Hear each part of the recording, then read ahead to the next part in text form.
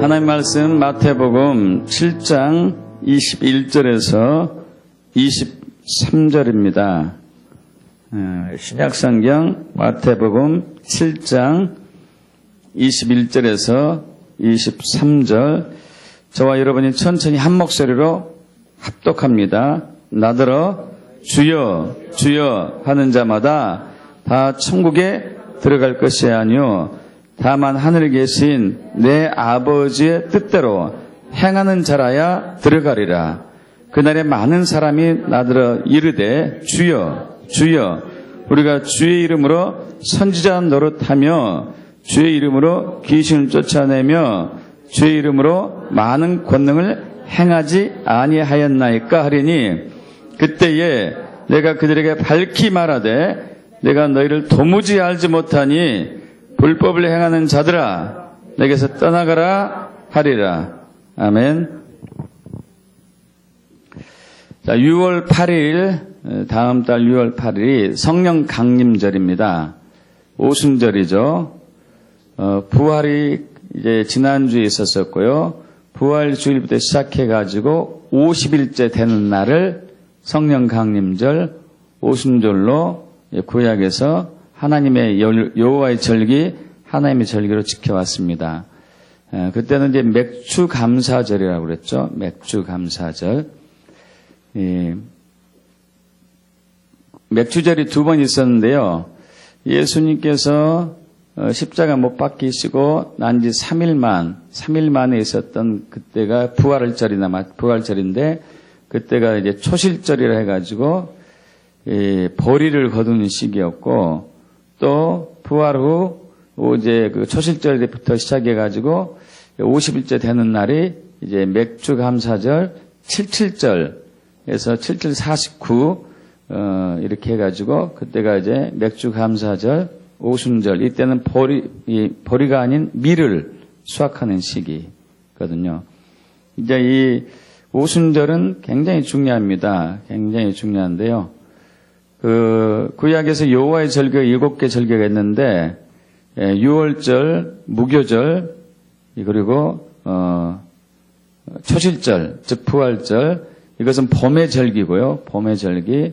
이것은 여호와의 예수님의 초림, 예수님의 이제 고난과 유월절, 무교절, 예수님의 죽음, 무덤 속에 계신 예수님, 그리고 초실절, 부활절, 즉 예수님이 부활하신 날, 초림 예수를 나타내고, 그리고 이제 오순절이 되어서 이때는 여름 시기가 되죠. 6월 달이니까요. 그리고 가을 절기가 있는데, 가을에 또 3번의 절기가 있죠. 나팔절과 또 대속제일과 그리고 이 장막절, 수장절. 이것은 재림 예수를 얘기합니다. 재림 예수. 재림 예수하고 초림 예수 이 사이에 맥주절, 오순절, 성령 강림절이 있습니다. 이것은 이제 교회가 시작되는 아주 중요한 시기고, 사도행전 2장에서 오순절 날 성령이 부어짐으로써 초대교회가 시작이 되었습니다. 그래서 성령님과 성령 세례와 교회는 뗄래야 뗄 수가 없습니다. 그래서 이제 지난주까지는 부활절을 비롯해가지고 부활절과 예수님과 성령님에 대해서 이렇게 하면서 성령으로 이렇게 시작되는 시기로서 성령에 대해서 성령 반, 예수님의 반에 대해서 나누었고요. 그 전까지는 우리 사순절 기간 동안에 예수의 십자가에 대해서 집중적으로 나누었습니다. 이제 오늘부터는 성령 강림절까지 성령에 대해서 집중적으로 나눌까 합니다. 그래서 여러분 6월 8일 날 성령 강림절 오순절 때에 모두 다 성령 세를 받기를 축복합니다. 새 방을 받기를 축복합니다. 굉장히 중요한 부분이거든요. 그래서 이 시간 오늘은 이제 우리 성령님과 하나님의 뜻에 대해서 나눌 텐데요. 지난 시간에 십자가와 성령님에 대해서 나누었습니다. 그래서 성령님이 어떤 분이신가? 삼위일체 중에 한 위, 성부, 성자, 성령님 한 위이시고 거듭남에 있어서 직접 관여하신다고 나누었죠. 삼위일체 하나님이 이제 거듭남에 직접 관여하시고 구원을 관리하시고 우리를 진리로 인도하시고 진리를 분별하게 도우시고 진리의 말씀, 성경 말씀을 깨닫도록 하시고 초자연적인 능력을 나타내시며 성품, 우리의 내면을 성숙하게 하고 또 우리가 하나님의 아들을 증언하신다. 그 외에도 굉장히 많은데 아주 중요한 부분만 이제 나눈 것이죠. 자, 오늘은 이제 성령님과 하나님의 뜻입니다. 자, 예수 그리스도를 주인으로 영접한 사람들, 예수 믿는 자들은 반드시 하나님의 뜻대로 살아야 됩니다. 하나님의 뜻대로 살아야 됩니다. 굉장히 중요하죠. 그래서 오늘 본문 말씀에서는 하나님의 뜻대로 살지 않으면 천국에 들어갈 수 없다고 하고 있어요. 21절 다시 한번 볼까요? 주여 나더러 주여 주여 하는 자마다 다 천국에 들어갈 것이 아니요 다만 하늘에 계신 내 아버지 뜻대로 행한 자라야 들어가리라. 여러분, 하나님의 뜻대로 행하는 자가 천국에 들어갈 수 있다는 것입니다. 사실 그리스도인들에 있어서 예수 믿는 사람들에 있어서 가장 큰 고민 중에 하나, 평생 고민하는 부분은 하나님의 뜻이 무언가예요. 하나님의 뜻이 무언가. 도대체 하나님의 뜻이 무언가. 여러분은 하나님의 뜻이 무엇이라고 생각하십니까? 나름대로 정리를 해보셨을 거예요. 하나님의 뜻에 대해서. 이것이 하나님의 뜻일 거야. 이렇게. 여러분, 일반적인 교인들이 생각하고 있는 하나님의 뜻은 이렇습니다. 하나님 말씀을 부지런히 읽고 그 말씀의 의미를 잘 파악해서 그 말씀대로 사는 것. 예수 믿고 교회 다니면서 최대한 죄를 짓지 않고 착하게 사는 것. 이것이 하나님의 뜻이라고 일반적으로 알고 있어요. 여러분, 정말 그럴까요? 오늘 본문 말씀은 그러지 않다고 얘기하고 있어요. 저도 목회하기 전에는 이런 가치관에 있었습니다. 내가 예수 믿고 교회 열심히 다니고 교회에서 목사님이 하라는 대로 순종하고 또 하나님 말씀을 잘 지키면서 나쁜 짓 하지 않고 사는 것. 이것이 하나님의 뜻일 거야. 여러분, 그러지 않습니다. 자, 오늘 말씀을 주시는 대상은 누구인가? 당시 예수님 첫째는 예수님 당시에 유대인들, 즉 유대교인들, 특히 바리새인들을 향한 예수님의 말씀입니다. 2차 대상은 오늘날의 저와 여러분 기독교인들이라고 볼 수 있겠습니다. 여러분, 그런데 우리 22절을 보게 되면요. 22절을 합독해 볼까요? 그날에 많은 사람이 나더러 이르되 주여 주여 우리가 주의 이름으로 선지자 노릇하며 주의 이름으로 귀신을 쫓아내며 주의 이름으로 많은 권능을 행하지 아니하였나이까 하리니. 여러분, 지금 교회에 어떤 분이 있는데 이분이 예언을 해요. 정확히 예언을 하고 있습니다. 그리고 귀신 들린 사람은 귀신을 쫓아냈어요. 그리고 병든 사람을 치유하고 죽은 사람까지 살렸습니다. 그래서 이분이 믿음이 있는 분일까요? 없는 분일까요? 어떻게 생각하십니까? 우리 믿음이 있다고 생각하죠. 아주 훌륭한 분이에요. 근데 그렇다 하더라도 나는 너희를 모르겠다는 말씀이 23절의 말씀이에요. 23절 볼까요? 그때에 내가 그들에게 밝히 말하되 내가 너희를 도무지 알지 못하니 불법을 행한 자들아 내게서 떠나가라. 여러분, 우리가 볼 때 아주 훌륭한 교인인데 주님은 너를 모르겠다 이거예요. 심판대에 섰는데 죽어서 예수님 앞에 왔는데 난 너를 모르겠다 이렇게 얘기하고 있는 것이죠. 여러분, 예수님 당시 유대인들은 또 어땠습니까? 특히 바리새인들 아주 신앙생활에 모범적인 사람들이었습니다. 누가복음 18장 9절에서 14절까지 그들은 11조를 철저하게 했어요. 여러분, 11조 하는 교인들이 점점 적어지고 있는 이때에 그들은 11조 철저히 했습니다. 그리고 일주일에 2번을 금식했어요. 2번이나. 그리고 토색하지 아니하고 불효하지 아니하고 간음하지 않았습니다. 여러분, 이 얘기는 뭐예요? 나쁜 짓 하지 않았다는 얘기예요. 나쁜 짓을 하지 않았어요. 그리고 이 마태복음 23장에 보면은 그들은 물을 건너 산을 건너 전도까지 했습니다. 또 말씀을 철저하게 연구했고 말씀대로 살려고 몸부림쳤고 그리고 안식일 날 일을 하지 않는 것이 하나님께서 명하신 일이기 때문에 일의 기준이 어디까지인가 하고 일의 기준을 철저하게 파헤쳤어요. 그래서 지금도 이 정통 유대인들은요, 안식일 날 토요일 날 되면은 집안에서 불을 켜려고 스위치에 손대지 않습니다. 일에 들어가니까. 캄캄한데도 지내요. 그래서 그 전날, 금요일 날 불을 다 켜놔요, 미리. 하루 종일. 안식일 날은. 낮에도. 왜냐하면 밤에 어두울 때 불을 켜면 그 일이니까. 철저하게 말씀대로 살았거든요. 근데 여러분, 이 사람들에게 예수님이 하신 말씀은 너희는 내 뜻대로, 아버지의 뜻대로 살지 않는다. 아버지의 뜻대로 행하지 않는다.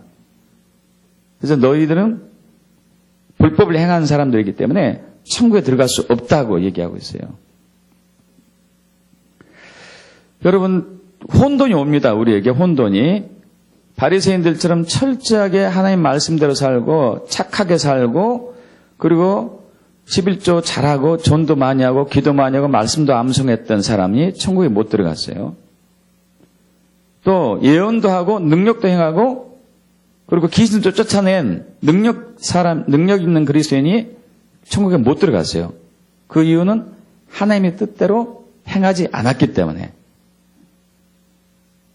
여러분, 하나님의 뜻대로 행하지 않는 이유는 크게 두 가지 이유라고 우리가 볼 수 있겠어요. 하나는 하나님의 뜻이 뭔지를 모르는 거예요. 하나님의 뜻이 무엇인지 모르는 거예요. 여러분, 우리가 생각하는 하나님 뜻과 하나님이 말하는 하나님의 뜻은 다릅니다. 믿습니까, 여러분? 우리의 관점으로 하나님의 뜻이 이거다. 우리 이렇게 살아왔거든요. 우리 이제 이사야 55장 7절과 8절 말씀이잖아요. 8절 9절. 내 생각과 너희 생각이 다르고 내 길이 너희 길과 다르다. 하늘이 땅보다 높은 것 같이 하늘과 땅 차이는 어마어마하게 차이 나죠. 하나님의 생각과 하나님의 길과 우리의 생각과 우리의 길이 다르다는 얘기죠. 여기서 생각과 길은 같은 의미인데 이 생각과 길의 의미는 하나님의 의도, 하나님의 의중, 하나님의 뜻, 하나님의 계획, 하나님의 경륜 이것을 이제 모두 포함하고 있는 것이죠. 자, 하나님의 뜻을 모르면은 우리는 하나님의 뜻에 순종할 수가 없겠죠. 또 하나는 하나님의 뜻을 알더라도 순종하지 않는 사람이 있어요. 순종하지 않는 사람이. 이 두 가지 이유 때문에 우리는 순종하지 않아서 천국에 들어갈 수 없다는 것이죠. 여러분, 그렇다면은 하나님의 뜻이 무엇이고 하나님의 뜻을 어떻게 알 수 있고 우리가 그 하나님의 뜻에 어떻게 순종할 수 있는가, 이것이 우리 신앙에 있어서 매우 중요한 부분입니다. 여러분, 하나님의 뜻을 알기를 축복합니다. 하나님의 뜻을 알기를 축복합니다. 하나님의 뜻을 알기를 축복합니다. 그리고 하나님의 뜻을 알고 순종하기를 축복합니다. 순종하기를 축복합니다. 순종하기를 축복합니다. 그렇다면 도대체 하나님의 뜻을 어떻게 알 수 있는가 이거예요. 하나님의 뜻을 어떻게 알 수 있는가. 일반적으로 우리가 알고 있는 하나님의 뜻에 대한 개념은 예수 믿고 교회에 나와서 나쁜 짓 하지 않고 그리고 말씀대로 살고 목사님 말씀에 순종하고, 여러분 이것이 아니란 얘기예요. 이것이 하면 나쁘다는 것이 아니고 이것이 하나님의 뜻이 아니라는 얘기예요. 자, 하나님의 뜻은 어떻게 알 수 있나? 먼저 그 전에 나눌 것은 하나님의 뜻대로 살면은 무엇이 나타나는가? 하나님의 뜻대로 살지 않으면 무엇이 나타나는가가 마태복음 7장 15절에서 19절이에요. 한번 보겠습니다. 마태복음 7장 15절에서 19절. 함께 한 목소리로 합독할까요? 거짓 선지자들 삼가라. 양의 옷을 입고 너희에게 나아오나 속에는 노략질하는 일이라. 그들의 열매로 그들을 알지니 가시나무에서 포도를 또는 엉겅퀴에서 무화과를 따겠느냐? 이와 같이 좋은 나무마다 아름다운 열매를 맺고 못된 나무가 나쁜 열매를 맺나니 좋은 나무가 나쁜 열매를 맺을 수 없고 못된 나무가 아름다운 열매를 맺을 수 없느니라. 아름다운 열매를 맺지 아니한 나무마다 찍혀 불에 던져지느니라. 이름으로 그들의 열매로 그들을 알리라. 아멘. 여러분, 하나님의 뜻대로 살게 되면은 좋은 열매가 나타납니다. 이 좋은 열매는 뭘까요? 좋은 열매? 좋은 열매가 뭡니까 도대체? 그 사람에서 좋은 성품? 물론 그것도 있을 수 있습니다. 그러나 더 중요한 것은 하나님만이 하실 수 있는 일이 나타나요. 하나님이 뜻대로 살았을 때는. 다시 한번 말씀드립니다. 하나님의 뜻대로 살면은 하나님만이 하실 수 있는 일이 나타나요. 믿습니까? 하나님 뜻대로 살면은 하나님만이 할 수 있는 일이 나타납니다.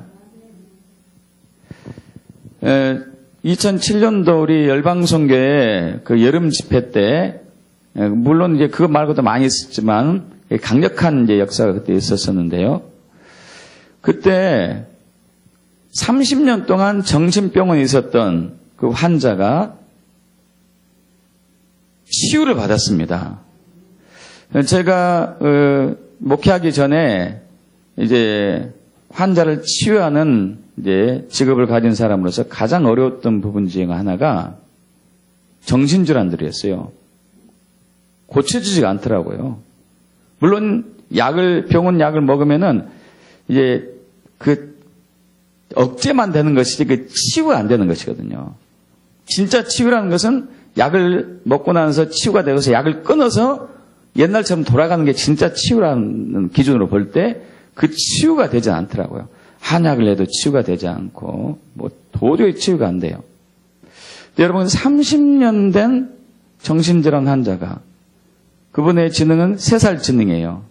지금 50대 중반인데 3살 지능으로 바지에다가 잘 때 소변 보고 그리고 자기 이름도 모르고 집도 모르고 부모님 이름도 모르고 모든 게 몰라요. 근데 이분이 치유가 됐어요. 여러분 그런데 너무 신기했던 게 그분이 오기 전에 하나님께서 우리 박명석 사모에게 미리 말씀하셨어요. 이런 사람이 갈 거다. 이런 얼굴을 가진 사람이 갈 거다. 이런 사람이 치유해라. 여러분 하나님의 뜻은 그 집회 동안에 그 정신질환 환자를 치유하는 것이었습니다. 믿습니까? 치유하는 사람이었어요. 그때 2사람을 하나님께 초청했는데 그 2분 중에 한 분은 여기 계세요. 여러분 이제 잘 아시는 분이죠. 그분도 이제 공황장애 우울증에 심각해가지고 주님이 치유하신 것이죠. 그럼 주님의 뜻은 그를 치유하는 것이었어요. 있습니까? 주님의 뜻은 그분을 치유하는 것이었습니다. 근데 사실 정신질환 환자들은요, 진짜 낫기 힘들어요. 병원도 낫기 힘들죠. 억제만 하는 것이죠. 심각한 사람들은 특히. 그러나 하나님이 하시면 치유하십니다. 근데 그것이 주님의 뜻일 때 치유가 되는 것이에요. 다 치유되는 것이 아니고. 그래서 열매로 알지라 여러분 하나님의 뜻대로 살면은 하나님만이 할 수 있는 일이 나타납니다. 하나님만이 할 수 있는 일이 나타나요. 믿습니까? 자, 그렇다면 어떻게 우리가 하나님의 뜻을 알 수 있는가? 어떻게 하면 하나님의 뜻을 알 수 있는가? 먼저 여러분 하나님의 뜻을 아는 것은 쉬워요. 어렵지 않아요. 많은 분들이 여기서 이제 겁을 내는 것이죠. 겁을 내요. 그리고 이미 하나님께서는 여기 중에 많은 사람들에게 하나님의 뜻을 삶 속에서 계시해 주셨어요. 보여주셨습니다. 또 많은 사람들이 내적으로 그 하나님의 뜻을 발견한 적도 있고 또 주변에 어떤 사람들에게 하나님이 일하는 것을 본 적이 있어요. 이미 경험한 분들이 많죠. 근데 단 중요한 것이 뭐냐면은 그것을 사람의 지혜로는 알 수 없고 성령의 지혜로만 알 수 있다는 거예요. 할렐루야. 여러분 하나님의 뜻은 사람의 지혜로 알 수 없습니다. 오직 하나님의 지혜, 성령의 지혜로만 알 수 있습니다. 믿습니까? 성령의 지혜로 알 수 있습니다. 그래서 성령님과 하나님의 뜻은 뗄래야 뗄 수가 없어요.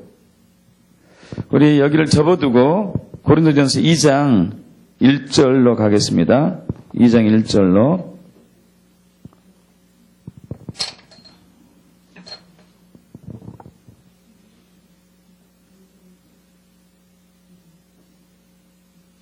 자, 고린도전서 2장 1절.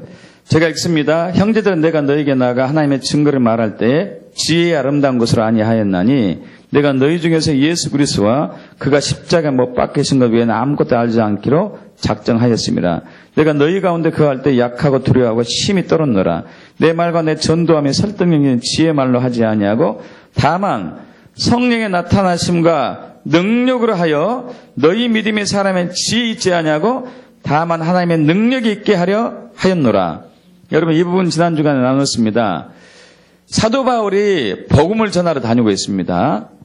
그리고 말씀을 선포하고 있어요. 예수 그리스도를 주인으로 영접하십시오. 그래야지 구원받을 수 있습니다. 예수님이 만왕의 왕이시고 만주의 주이십니다.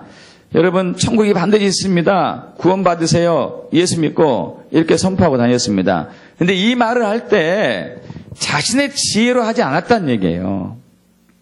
자신의 생각으로, 자신의 방법으로, 자신의 관점을 하지 않고 성령의 능력과 성령의 나타나는 의지했습니다. 근데 이것이 나오지 않을까 봐서 두렵고 떨었다고 얘기하고 있어요.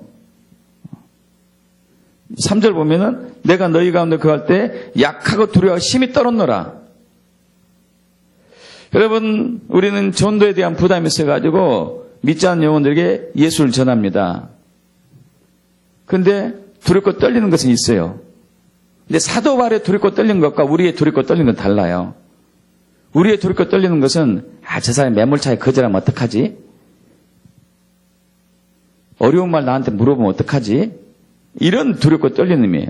여러분, 그게 사도 바울은 그게 아니고 내가 전할 때 성령을 의지하지 않으면 어떡하냐?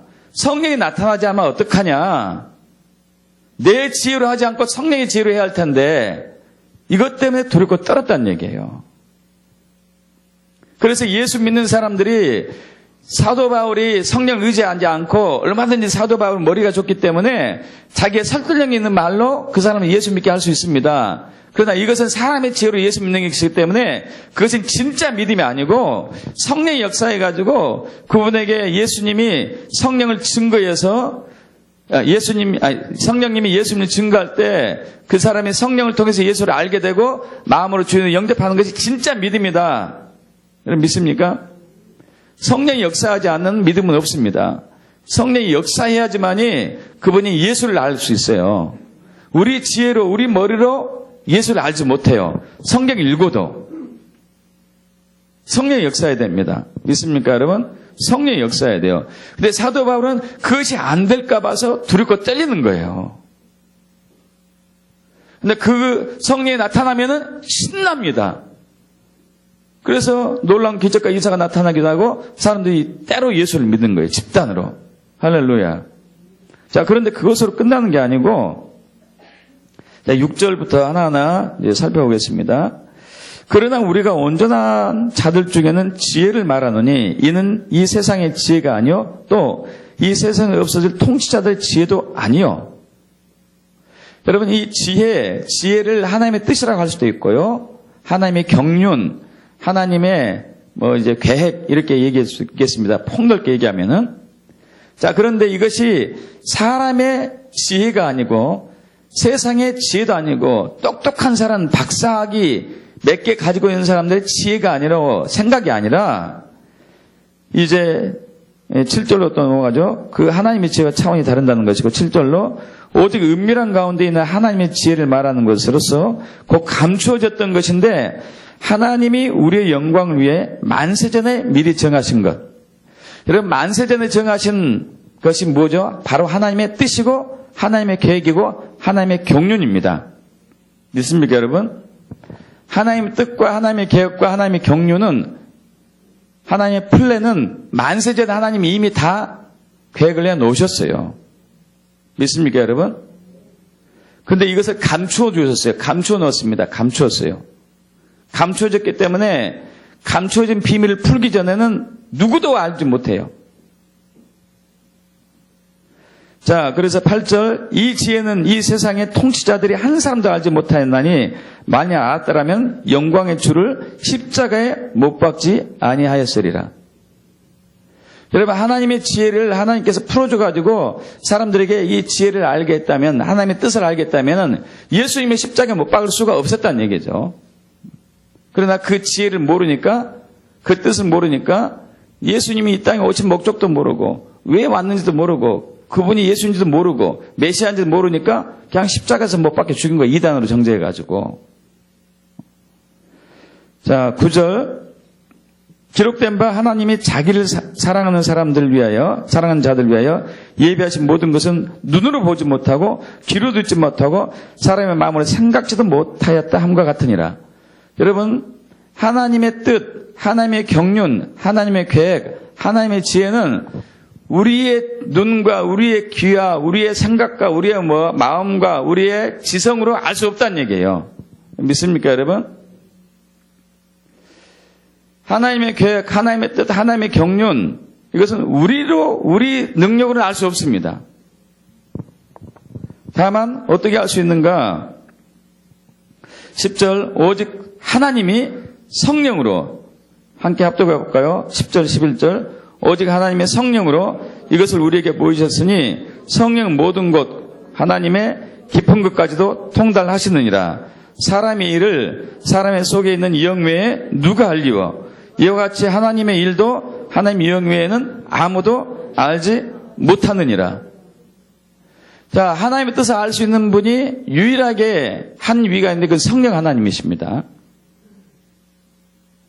자, 성령 하나님께서 하나님의 깊은 것까지도 다 통달하신 분인데, 자, 그러면은 우리는 어떻게 그걸 알 수 있는가가 12절부터 나오는 거죠. 12절 제가 읽겠습니다. 우리가 세상의 영을 받지 않고 오직 하나님부터 온 영을 받았으니 이는 우리로 하여금 하나님께서 우리에게 은혜로 주신 것들을 알게 하려 하십니다.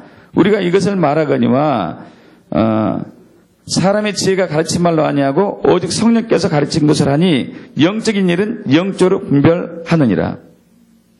자, 우리가 세상의 영을 받지 않고 이것은 예수 믿는 사람 얘기하죠.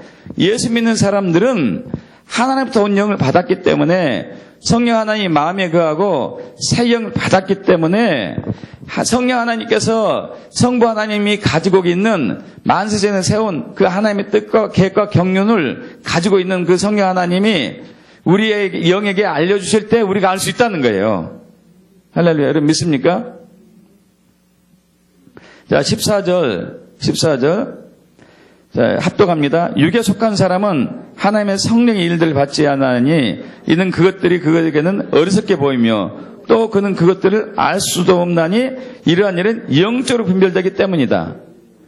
여러분, 예수 믿지 않는 사람들은 하나님의 뜻을 절대 모릅니다. 예수님이 십자가에 돌아가셨다고 그렇게 얘기해도, 죄를 위해서 돌아가서 그렇게 얘기해도 몰라요. 머리로는 이해가요. 아, 그랬다대. 그러나 믿지 않죠. 믿으려면은 성령 하나님이 그 의미를, 영적인 의미를 밝혀줘야 돼요. 믿습니까? 또 예수 믿고 난 이후에도 마찬가지입니다. 예수 믿고 난 이후에도 성령 하나님께서 지속적으로 하나님의 뜻을 우리에게 보여주셔야 돼요. 우리가 아는 게 아니에요. 성경을 연구해가지고. 많은 사람들이 성경을 연구해서 하나님의 뜻을 발견한다고 그래요. 여러분, 아닙니다. 성경을 읽을 때 성령 하나님이 개입돼야 돼요. 있습니까? 성령 하나님이 개입이 되셔야 돼요. 그래야지 알 수 있습니다. 우리 지혜가 아니에요. 우리 지성이 아니고 이성이 아니고.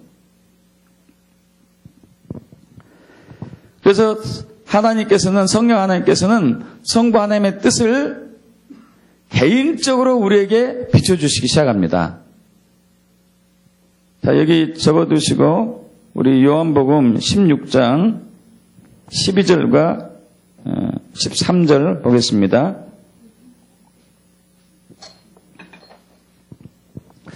요한복음 16장 12절과 13절 합독합니다.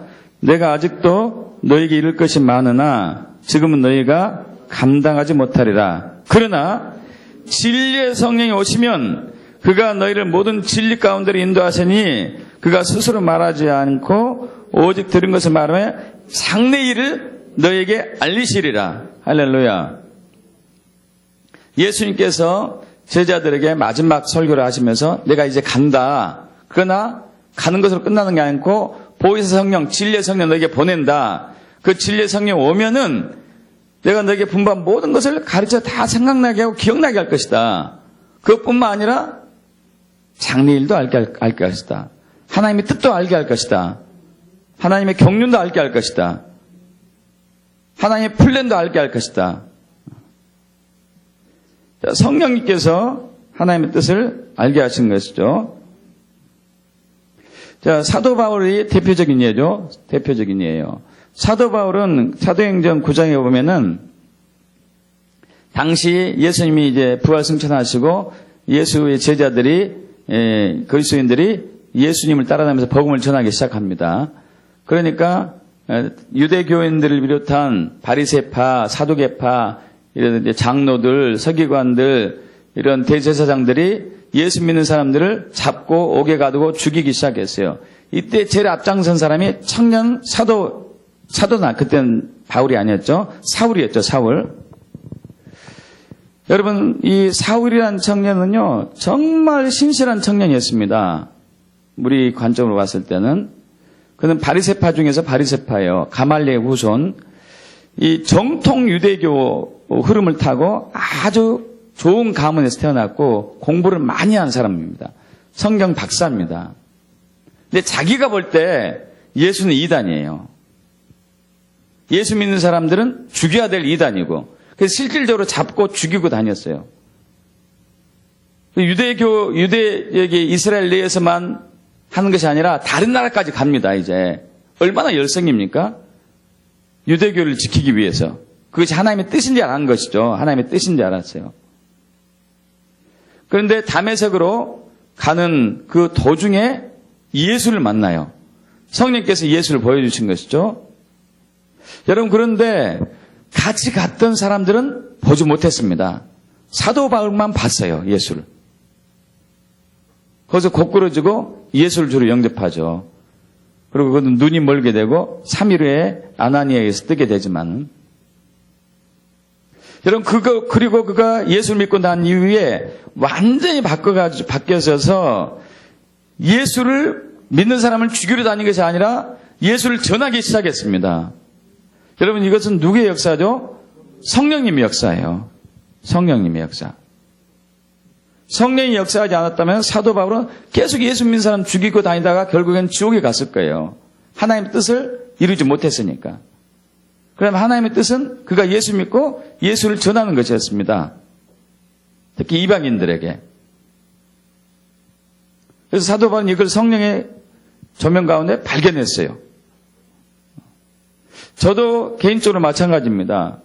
저도 목회하기 전에는 전문 직장에 종사하면서 전문직에 있는 사람들을 접촉하면서 특히 저는 환자를 대하니까 예수를 전할 기회가 많더라고요. 그러면 이렇게 하면 좋겠네. 그러면서 저와 또 같은 직업을 가지고 있는 친구나 선후배들이 목회자가 된 것을 아주 부정적으로 생각했던 사람 중에 한 사람이에요. 나는 죽어도 목회 안 한다. 내 손에 장을 찢어봐라. 지금 장을 찢었더니 손가락이 좀 이상해질 뻔했는데. 그런데 1997년도에 부흥사경회 때 강대상에서 나무 강대상에서 불빛이 나오는 거예요. 저에게만. 사람들은 못 봤죠. 다른 사람들은. 개인적으로. 그죠? 신비한 불빛이 나와가지고 제 몸속에 들어가는 것이죠. 근데 그 이후로 신기한 일은 제 주변에서 저를 알고 있는 사람들이 한국에서든지 미국에서든지 저에 대해서 꿈을 꾸고 하나님이 이렇게 하길 원하십니다. 이걸 얘기하는 거예요. 하나님의 뜻이 있었어요. 하나님의 뜻이 있었습니다. 제가 알고 있는 하나님의 뜻은 그냥 그 환자들 사업장에 대하면서 열심히 복음 전하고 환자 고치고 또 교회에 충성하고 말씀대로 살고 나쁜 짓 않는 것. 그것이 아니었다니까요. 하나님은 저를 당신의 종으로 초청하신 거예요. 믿습니까? 여러분, 이것은 성령의 역사고 성령이 한 개인에게 계시해 주셔가지고 아는 것입니다. 그런데 여기서 끝이 아니에요. 자, 사도 바울이 구원받았으니까 그것이 끝이 아니었습니다. 제가 목회를 시작했으면 거기서 끝이 아니었습니다.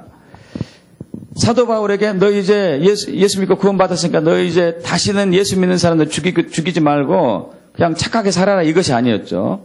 저에게 부르신 이제 저를 주혜적으로 부르신 하나님께서 너 이제 목회할 때 열심히 최선 다해서 충성해라. 요즘 목회자들 좀 썩었으니까 너 착하게 정말 순결하게 목회해라. 이것이 아니었어요. 한 걸음 한 걸음을 인도하세요. 할렐루야. 한 걸음 한 걸음 인도하십니다. 사도 바울의 걸음을 하나하나 인도하셨어요. 복음을 전할 때도 이쪽으로 가지 말고 이쪽으로 가거라. 이쪽으로 가고 싶은데 이쪽으로 가거라. 저도 마찬가지거든요.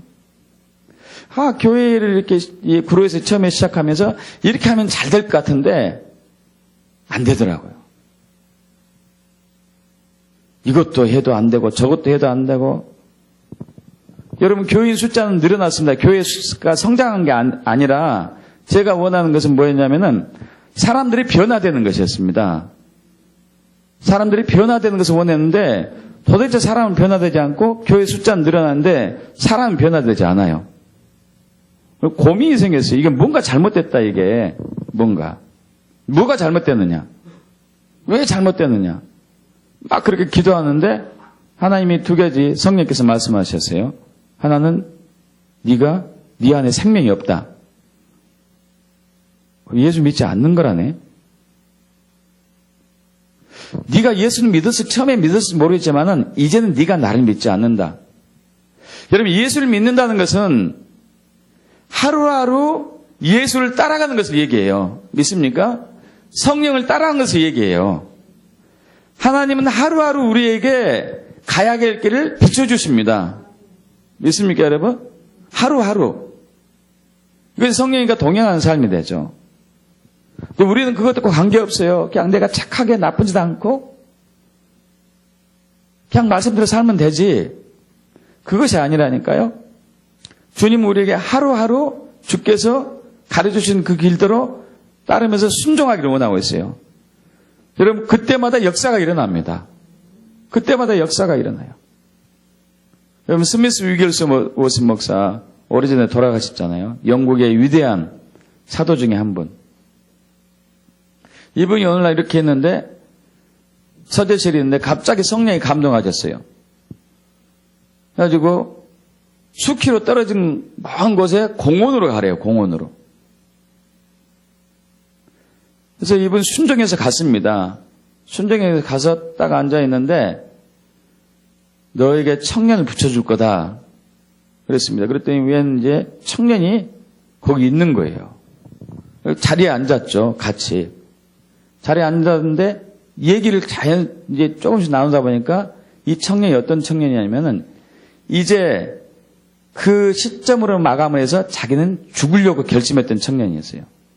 죽으려고. 근데 스미스 위글스워스 목사님 만나가지고 대화 중에 예수를 영접했습니다. 그는 자살의 길을 선택하지 않고 죽음의 길을 선택하지 않고 생명의 길을 선택했어요. 할렐루야. 스미스 위글스 목사님 때문에. 스미스 위글스 목사님께 하나님께서 성령께서 비춰주신 것이죠. 비춰주신 거예요. 믿습니까, 여러분? 여러분 삶 가운데 이러한 일이 나타나면 축복합니다. 당연히 나타나야 되죠. 이것이 열매 맺는 삶이라니까요. 열매 맺는 삶. 여러분 하나님은 우리 삶 가운데 점진적으로 하나님의 뜻을 계시해 주십니다. 여러분 창세기에서 아브라함이 그랬잖아요. 창세기 12장에서 처음 하나님께서 아브라함에 나타났어요. 그래서 얘기합니다. 너 본토 친척 아비 집을 떠나라. 그리고 내가 너에게 지시할 땅으로 가라. 너를 복의 근원이 되게 할 것이고 너에게 새 땅을 누릴 것이고 너의 후손을 많아지게 할 것이다. 갔습니다. 가서 너 이제 거기서 새로운 삶을 살고 착하게 살아라. 너희 아버지가 우상을 만들었지만은 너는 절대 우상 만들지 말고 나만 섬기고 이렇게 무작정 살아라. 이것이 아니라 창세기 13장에도 또 나타나셔서 말씀하셨어요. 거기서 끝나는 게 아니고 15장에 나타나 또 말씀하십니다.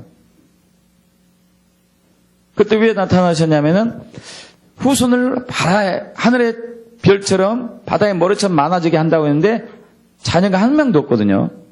벌써 이제 75살이 훨씬 넘은 할아버지인데, 그러니까 그때 당시 관행으로 이 아브라함이 자기 노비 중에서 종 중에서 가장 똑똑한 종을 취해가지고 후계자로 삼았어요.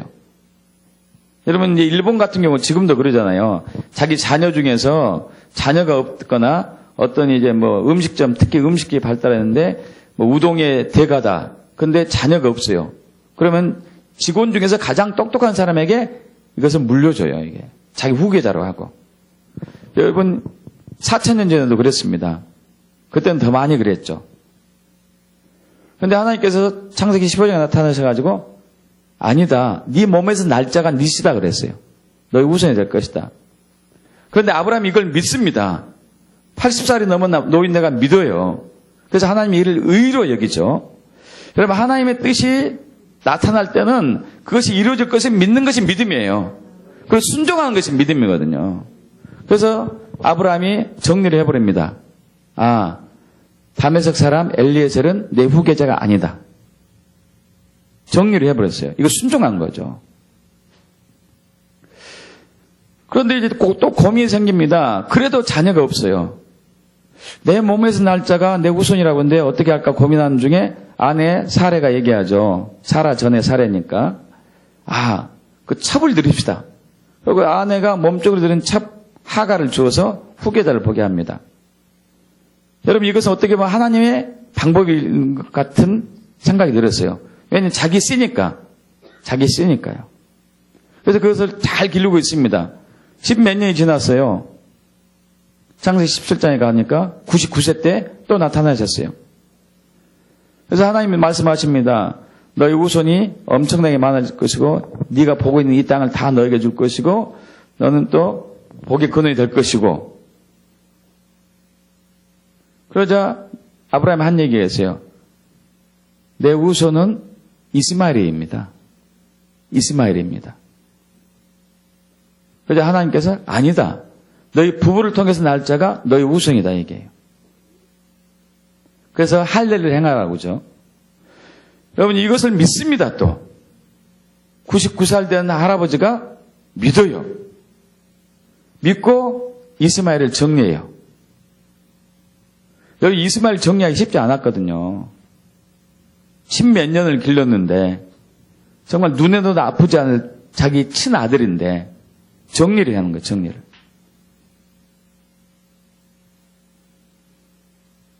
결국 이삭이 태어나죠. 그 다음에. 그걸로 끝이 아니었어요. 창세기 22장에 또 나타나셨습니다. 이삭 아들 번제로 바치래요. 아니 하나님의 약속의 씨인데 후손인데 번제로 바치래요. 그는 결단하고 순종합니다. 그래서 하나님께서 이제 인류 구원의 길을 보여주죠. 너의 후손이 대적의 문을 취할 것이다. 예수가 날 것이다. 이런 얘기죠. 여러분 이 아브라함을 통해서 하나님께서 그 예수가 나게 해서 온 인류를 위한 그 구속의 길을 아브라함을 통해서 하나하나 풀어가는데 그 과정들이 있었어요. 과정들이. 여러분 처음부터 하나님이 그렇게 하지 않았습니다. 야, 네가 앞으로 이제 75세 때 내가 너를 불렀지 않냐. 이제 너는 99세 때 너희 부부가 임신하게 될 거야. 그리고 그 아들이 날 건데 그 전에 너는 절대 엉뚱한 짓 하지 말아야 돼. 그리고 내가 또 그 아들이 40대 가까이 됐을 때 내가 번제를 바치라고 그럴 건데 내가 양을 미리 준비해뒀다. 여러분 이렇게 하지 않았습니다. 네가 바쳐도 절대 그 아들 다치지 않을까 이렇게 하지 않았어요. 그냥 하루 걸어갈 것을 하루 순종할 것을 말씀하시고 순종해라 이거예요. 순종해라. 있습니까 여러분? 하루. 여러분 우리가 하나님의 뜻을 왜 모르냐면요. 하나님의 뜻을 왜 모르냐면은 잘못된 신앙 가치관이 있어요. 아까 제가 말씀드린 것처럼 제가 목회하기 전에 그런 가치관이 있었다니까요. 하나님 뜻은 내가 죄짓지 않고 착하게 살고 말씀대로 살고 목사의 말씀 잘 듣는 거 예수 믿고 여러분 이것이 아니라니까요. 두 번째는 자기중심적인 가치관. 자기중심적인 가치관. 이 자기중심적인 가치관이 뭐냐면은 우리는 하나님의 뜻을 물을 때 이런 식으로 물어요. 나를 위한 하나님의 뜻은 무엇입니까? 나를 향한 하나님의 뜻은 무엇입니까? 여러분, 나를 향한 하나님의 뜻은 없습니다. 하나님의 뜻은 있어요. 할렐루야. 하나님의 뜻은 있고 나를 향한 하나님의 뜻은 없어요. 왜냐하면은 주권자가 하나님이시기 때문에. 여러분 믿습니까? 주권자가 하나님이시기 때문에 나를 향한 하나님의 뜻이라고 물어보시면 절대 응답 못 받아요. 단지 하나님의 뜻은 무엇입니까? 라고 여쭤야 돼요. 하나님의 뜻은 무엇입니까? 오늘 하나님께서 무슨 일을 하실 겁니까? 오늘 하나님께서 어떤 일을 하실 것입니까? 오늘 하나님께서 어디에서 일을 하실 것입니까? 오늘 하나님께서 누구에게 일을 하실 것입니까? 할렐루야. 여러분, 하나님 중심적인 신앙생활을 받기를 축복합니다. 하나님 중심으로 바뀌어야지 하나님 뜻이 보이기 시작해요. 또 하나는 하나님 뜻을 잘 모르는 이유 중에 또 하나는 처음부터 끝까지 하나님 뜻을 알려고 하기 때문에 그래요. 처음부터 끝까지. 여러분, 처음부터 끝까지 하나님은 절대 알려주지 않습니다. 한 걸음 한 걸음 한 걸음 알려줘요. 순종할 때 그 다음 알려주고, 순종할 때 다음을 알려주고. 또 하나는 하나님께서 이미 저와 여러분 안에서 일하고 계시고 내 주변에서 일하고 계신다는 사실을 자꾸 무시하거나 잊어버려요. 여러분, 하나님은 저와 여러분 안에서 일하십니다. 저와 여러분 주변에서 일하십니다. 믿습니까? 저와 여러분 주변에서 일하고 계세요. 저희 안에서 일하고 계시고. 제가 구로에서 처음에 교회를 개척하고 난 이후에 2006년도에 사임을 합니다. 선교회 비전이 있어요. 선교에 대한 마음을 주셔가지고 선교사 훈련을 몇 년 동안 또 받았어요. 그리고 이제 선교지도 여러 군데 다녀왔습니다. 오라는 곳이 많더라고요. 이제 달란트가 있기 때문에. 그래서 이제 하나님이 출발해라 하면 무조건 이제 마음의 준비는 다 됐어요. 그 전에는 제가 이제 처음에 목회할 때는 내 뜻대로, 제 뜻대로, 내 생각대로, 내 방법대로, 내 관점으로 내 뜻대로 많이 했기 때문에 이제는 하나님 뜻대로 하리라고 기다리고 있습니다. 기다리고 있어요. 근데 1년이 지나도 말씀 안 하시는 거예요. 한참을 지나고 난 이후에 주께서 말씀하셨어요. 열방 선교회에 길을 열어주신 거예요. 열방 선교회. 그 전에 열방 선교회 전 대표였던, 지금은 제가 열방 선교회 대표로 있잖아요. 전 대표였던 그 선교사님과 저와 친분이 있었고, 설마 그분이 저에게 그 열방 선교회를 맡겨주시란 상상도 못했고, 다만 이제 꿈에서 환상에서 가끔 저와 그분이 함께 동역하고 있는 것을 봤습니다. 그래서 하나님의 뜻이었죠. 그래서 언젠가 그렇게 할 것이지, 언젠가 그렇게 될 거야, 먼 미래가 될 거지, 이렇게만 막연하게 생각했었는데 2007년도에 그걸 선교사님이 저에게 말씀하신 거예요. 저는 이제 준비하고 있었습니다. 그 전부터. 언젠가는 이 일을 같이 하게 될 거다. 그 선교사님과 저하고. 주님께서 보여주셨기 때문에. 그래서 열방선교를 맡게 된 거죠. 주님의 뜻이었어요. 믿습니까? 저는 선교지에 나간 것이 선교사로 헌신되는 길인 줄 알았습니다. 그래서 하나님은 선교를 통하여서 선교사를 양육해서 보내는 것이 하나님의 뜻이었어요. 믿습니까, 여러분? 제가 생각하는 관점과 하나님이 계획한 관점이 달랐던 거예요. 여러분, 하나님은 우리 주변에서 일하고 계십니다. 우리 주변에서 일하고 계세요. 대표적으로 요한복음 5장에서 예수님의 예죠. 예수님께서 요한복음 5장에 보면은 그 베데스다 연못가를 지나가게 됩니다. 여러분, 베데스다 연못가는 어떤 곳이죠? 그것은 1년에 한 번씩 천사가 올 때마다 그 연못에 물이 움직일 때 천사가 오는 표시인데, 그때 환자들이 그 물에 들어가면 치유가 된다는 그런 이제 전승이 있었었죠. 실제적으로 그런 일이 나타나는가 봅니다. 어떤 분도 이렇게 얘기해요. 그 물 속에 게르마늄이 많아가지고 그것 때문에 났을 것이다. 어쨌든 뭐 그거든 뭐든 이제 상관없이 그래서 거기에 주변에 수많은 환자들이 모여들었습니다. 천사가 물이 동할 때, 천사가 와서 물이 동할 때를 기다리는 거예요. 물이 동하면 물속에 무조건 들어가는 거죠. 치유받으러. 여러분, 게르만이 많다면은 물이 동할 때만 들어가면 치유받겠습니까? 그 말도 안 되지. 물이 동하지 않을 때, 움직이지 않을 때도 들어가면 치유받을 거 아니에요. 그것은 이제 어거질 거고. 어쨌든 천사가 와서 치유하는 거 있는 것 같아요. 그런데 그때 예수님이 그 길을 지나가게 됐어요. 그러다 38년 된 병자를 봅니다. 예수님이 질문해요.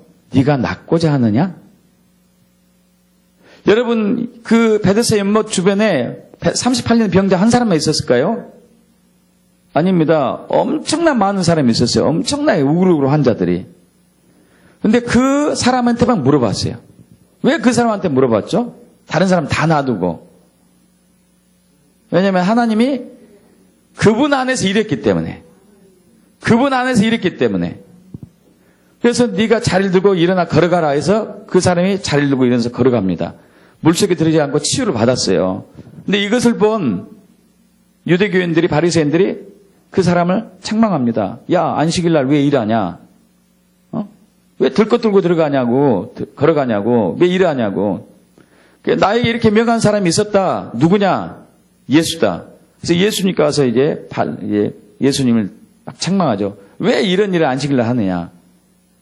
자, 예수님 뭐라고 그러신지 한번 요한복음 우리 5장 17절 보겠습니다.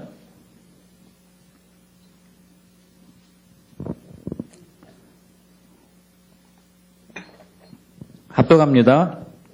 예수께서 그들에게 이르시되 내 아버지께서 이제까지 일하시니 나도 일한다 하시매. 여러분 이건 무슨 얘기죠? 안식일이 되었는데 하나님 아버지가 38년의 병자 안에서 일하신 것을 내가 보았다. 여러분 믿습니까? 아버지가 일하고 계신다. 그 환자 안에서. 그래서 나도 일한다. 이거 나도. 믿습니까 여러분? 저와 여러분 주변에서 하나님이 일하고 계십니다. 여러분의 직장에서 일하고 계세요. 사업장에서 일하고 계세요. 학교에서 일하고 계세요. 가정에서 일하고 계시고 교회에서 일하고 계시고 이 사회에서 일하고 계세요. 근데 우리는 그것을 주시해 보지 않아요. 왜냐하면 내중심적인 신앙이거나 그런 것을 염두 두지 않기 때문에. 주변에서 일하고 계시다니까요.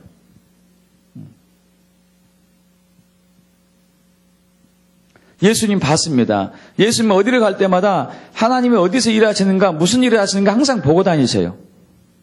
하나님께 초점이 맞춰져 있는 것이죠. 여러분도 이제 그렇게 완전히 삶을 바꾸셔야 돼요. 이것이 예수 믿는 삶이에요. 믿습니까? 예수 믿는 삶, 예수님과 동행하는 삶, 예수님을 따라가는 삶. 그런데 또 이제 아주 중요한 일을 하시죠. 19절 합독합니다. 그러므로 예수께서 그들에게 이르시되 내가 진실로 너에게 이르니 아들이 아버지께서 하신 일을 보지 않고는 아무것도 스스로 할 수 없나니 아버지께서 행하시는 그것을 아들도 그와 같이 행하느니라.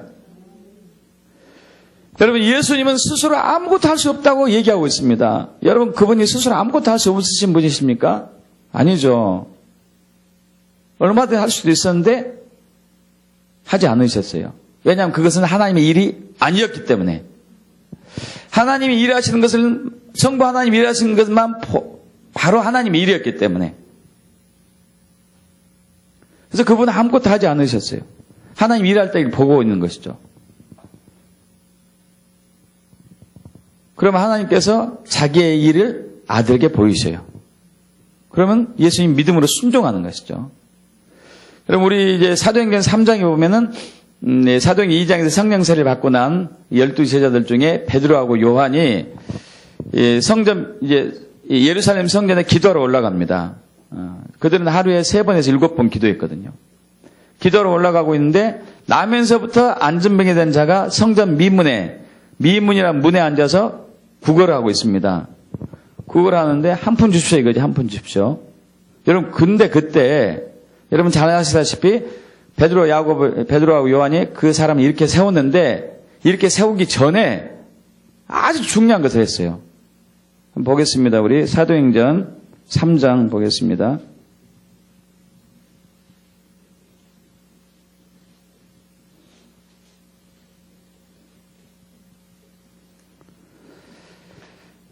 제가 읽습니다.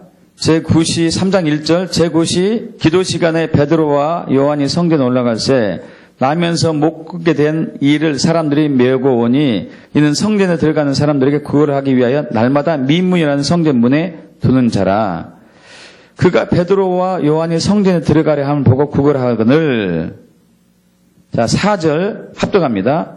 베드로가 요한과 더불어 주목하여 이르되 우리를 보라 하니. 여러분, 이 주목하다는 단어를 아주 명심하십시오. 캐치하십시오. 주목하다. 이 주목하다는 단어가 헬라로 아테니조라고 하는데, 아테니조. 주시하여 보다. 눈을 고정시키고 똑바로 보다. 응시하여 보다. 마음을 집중해서 고정해서 지켜보다. 이 뜻이에요. 이게 무슨 얘기죠?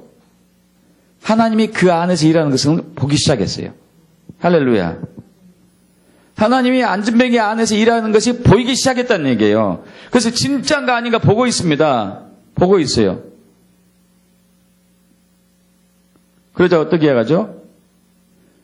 자, 이렇게 보고 있으니까 4절에서 이제 5절에서 그 거지가 그들에게 무엇을 얻을까 하고 바라보고 있습니다. 거지는 이제 한 푼 주십시오 이거잖아요. 한 푼 주십시오. 6절 합독합니다. 베드로가 이르되 은과 금은 내게 없거니와 내게 있는 이것을 내게 주노니 나사렛 예수 그리스도의 이름으로 일어나 걸으라. 할렐루야. 지가 진짜 걸었습니다. 베드로하고 요한은 그 거지 안에서 일하시는 성령님을 봤어요. 그래서 예수 그리스도 이름으로 명한다. 나사렛 예수 그리스도면 일어나 걸어라. 이것은 너무 쉬웠습니다. 왜냐하면 성령님이 일했으니까. 믿습니까 여러분? 성령이 일하고 있으니까 너무 쉬웠어요. 그냥 숟가락 하나만 딸락 얹어놓은 거예요. 밥상은 다 차려져 있고 숟가락 하나만 딱 올려서 그냥 먹기만 한 거예요. 자기 하는 역할은. 여러분 이제 지난 주간에 우리 이제 지역별 중보 기도 모임이 있잖아요. 거기서 한 이제 자매님이 이런 간증을 했어요. 이런 경험이 있습니까? 하나님이 일하시는 걸 보고 거기에 믿음으로 동참해서 하나님의 일이 나타난 적이 있습니까? 그때 한 자매님이 이런 고백을 해요. 한참 전에 이분은 연세가 많거든요. 이제 칠순이 훨씬 넘은 분인데 한참 전에 시장에서 장을 보고 이제 집으로 돌아가는 길인데 다리가 갑자기 아파오는 거예요. 이분은 다리가 이런데 몸이 아플 때마다 항상 십자가를 그리고 기도를 합니다. 그럼 낫습니다. 그래서 이 십자가를 그리고 기도했더니 낫어요. 낫는데 느닷없이 자기 앞에 오는 처음 본 아주머니가 자기 앞에서 헐썩 주저앉았어요. 갑자기. 그러면서 아이고 다리야 이러는 거예요. 그래서 이분이 내가 갑자기 다리가 아팠다 나았다는 것은 저 사람을 치유하기 위한 하나님의 사인인가 보다 하고 이 자매님이 제가 기도해 드릴까요 했어요. 많이 아픈가 본데 기도해 드릴까요? 그러니까 예 기도해 주세요. 기도했습니다. 예수 그리스도의 명하노니 이 다리는 치유될지어다. 일어나 걸어보세요. 일어나서 걸었어요. 할렐루야. 주님이 하신 것이죠. 믿습니까 여러분? 주님이 하신 거라고요. 주님이 하셨어요. 그래서 가면서 예수 믿고 구원받으세요. 이렇게 하고 갔습니다. 그래서 그분이 고개 끄덕이면 감친 거예요. 믿습니까 여러분? 주님 우리 주변에서 일하십니다. 일하세요. 여러분 그래서 항상 여쭤보셔야 돼요.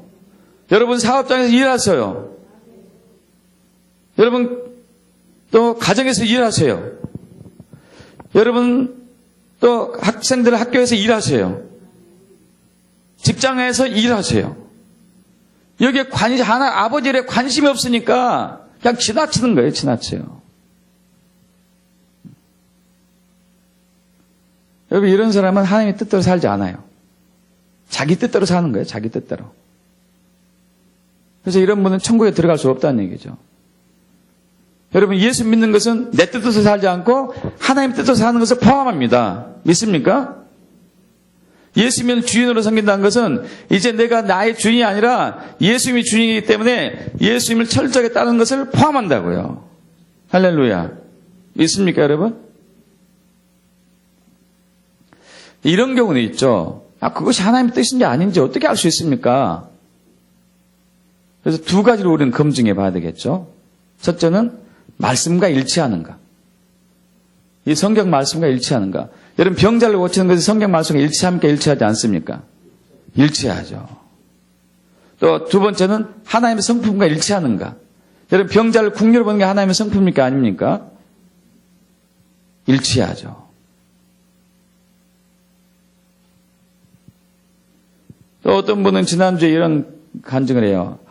자기는 재정적으로 너무 힘들어 죽겠는데 갑자기 어떤 사람에게 돈을 주라는 감동을 받았대요. 자기가 돈을 빌려야 될 처지인데. 이것 때문에 고민이에요, 고민. 아니, 자기 육적인 생각으로는 돈을 주면 안 돼요. 자기가 지금 이 돈이 많이 필요하니까.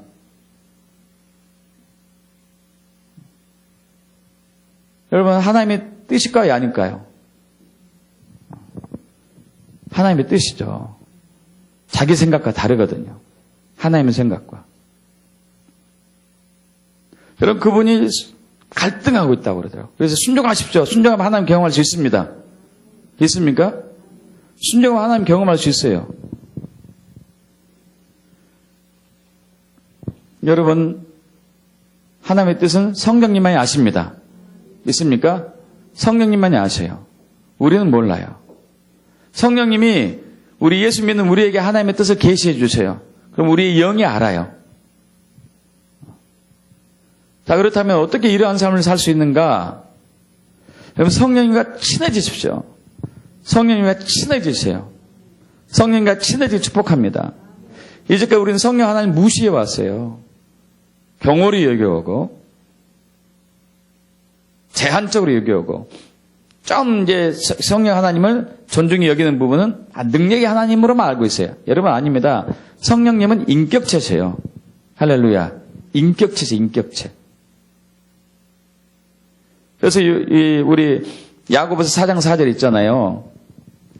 세상과 벗한 것이 하나님과 원수인 것을 알지 못하느냐. 이렇게 얘기하면서 너희 안에 성령님이 시기까지 하면서 너희를 질투한다. 인격체이기 때문에, 인격체이기 때문에.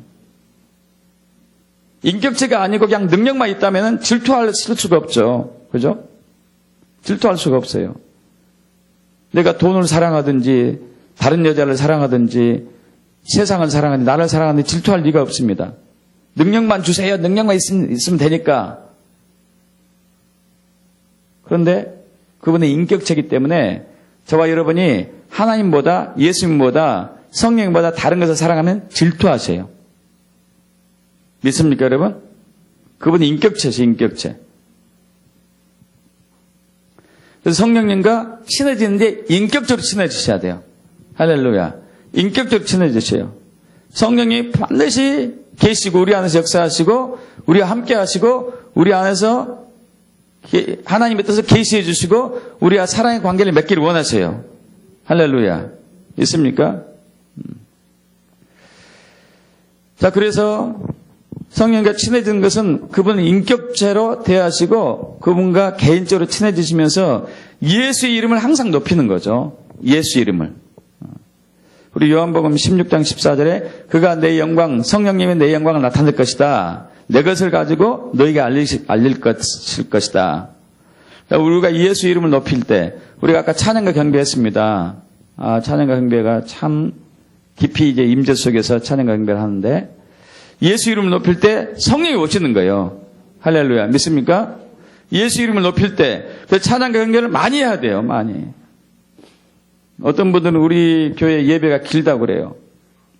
찬양과 경배 시간도 많다고. 여러분, 예수님을 만지셔야 돼요.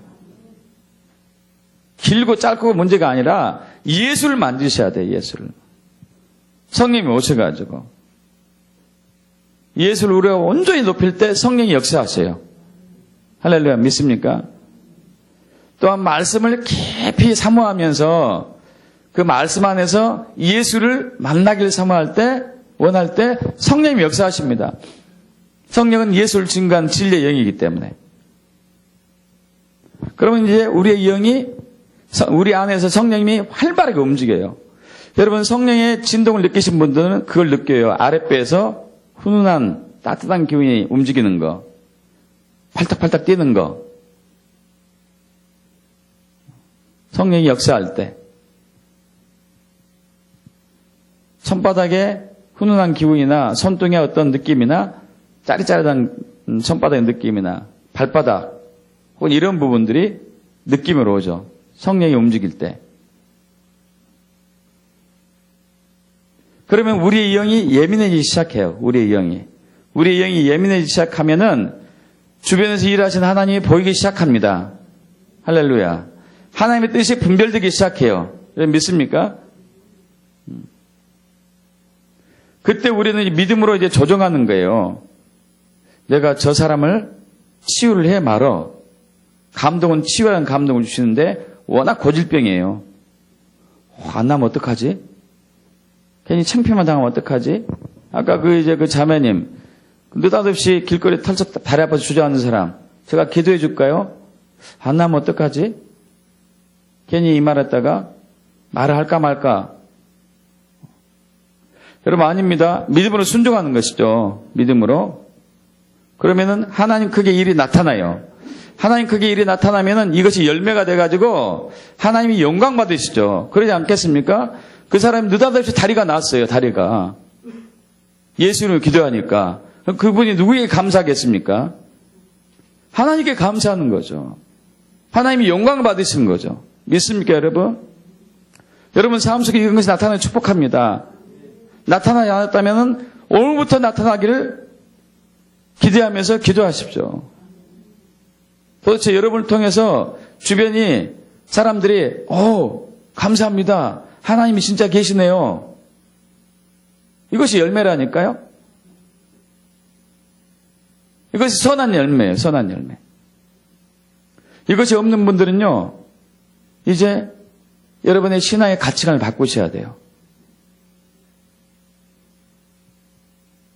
하나님이 우리 주변에서 일하고 계십니다. 우리 안에서 일하고 계십니다. 항상. 할렐루야. 그것은 우리가 영으로 알 수 있습니다. 성령 하나님이 그걸 우리에게 영으로 계시해 주세요.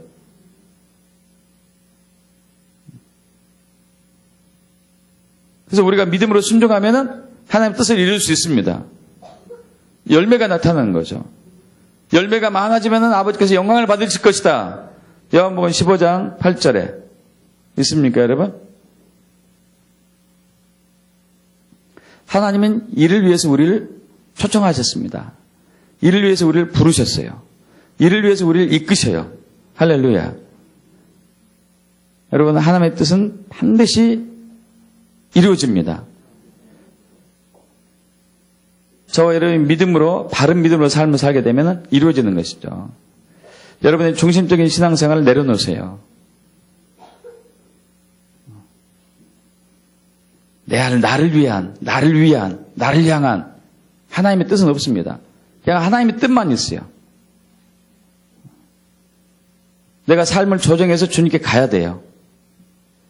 그럼 반드시 경험할 수 있습니다. 그렇게 되어 축복합니다. 축복합니다. 기도하겠습니다.